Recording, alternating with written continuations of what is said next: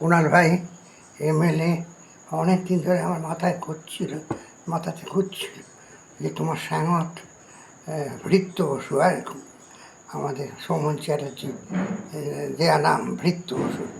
ভৃত্য বসু কেন খুঁজে পাচ্ছি না, তোমার সাংতকে কেন পাচ্ছি না খুঁজে, কোথায় কোথায় গেল সে অদৃশ্য হয়ে।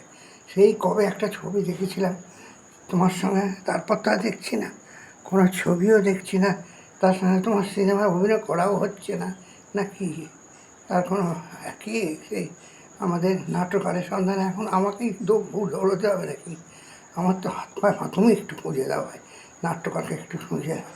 এই নাট্যকার আর আমাদের ওই অতি ভদ্র মানুষটি, যাকে আমি খুব ভদ্র করে জানতাম, সৌগত রায়, আমার আলাপ ছিল, ডেটে পড়াতো আমাদের কলেজে, আশুতোষ কলেজে, ফিজিক্সের প্রফেসর, খুব ভালো বাদ্য ব্যবহার। তাকে আর এই বাদ্য বসুকে একটা গাড়িতে দেখেছিলাম বটে, দেখে আমি ভাবতে পারিনি যে বাদ্য বসু যেটা করতে পারে, সে নাটকে বাদ্য বসু সেই সৌগত রায় করতে পারে, আমি ভাবতে পারিনি। আসলে সৎসঙ্গে স্বর্গবাস আর কথার সঙ্গে নরকবাস, সেটাই হয়েছে। তোমার সঙ্গে মিশিয়ে বাধ্য গেছে, আমি যাই না, তুমিও বছর সবাইকে যাই না, তবে বাধ্য তো গেছে।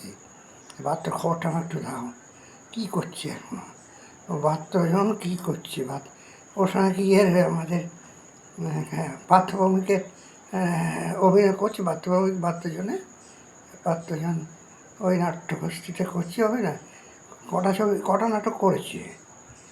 আর এখন তো পার্থভূমিকা বাসে দিল্লিতে গিয়ে বসে আছে, সেই এমপি না, ও এমপি হয়ে গেছে, দিল্লি থেকে বসে আছে, ওইখানে ঢুকবে বলে বিজেপিকে ওখানে লাইন মেরেছে।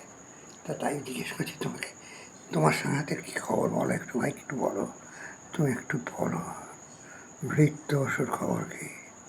এত বড় নাট্যকার, লুজি বীরেন্দ্র লোক বলতাম ওকে আমি, নাট্যকারের সন্ধানে চরিত্রের কথায় বলতাম আমি ওকে, সেই এখন নাট্যকার সন্ধানে এই একটি চরিত্রে আমি খুঁজে পাচ্ছি না, বাদ্য বসু, না সরি ভৃত্য বসু।